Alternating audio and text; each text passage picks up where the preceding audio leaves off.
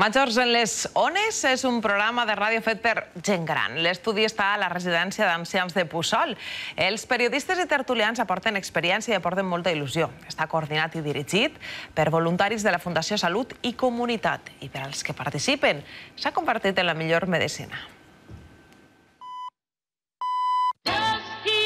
Amb esta sintonia comença Majors en les Ondes, un programa de ràdio fet per gent gran.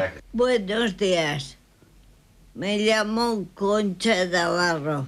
Conchi és la encarregada de parlar de l'oratge. Fèlix i Samir són tertulians i aporten tota la saviesa que donen els anys per a parlar del que faça falta. Jo parlo a lo millor d'alguna recepta. I Octavio posa la nota musical. Me preguntan si te quiero. Laura, al control tècnic, i Amparo en la direcció, són voluntàries i ajuden a construir un espai de ràdio i convivència. Estic molt acompanyada de gent que m'agrada. Raonant i dialogant en els meus companys, meu passe de AUPA.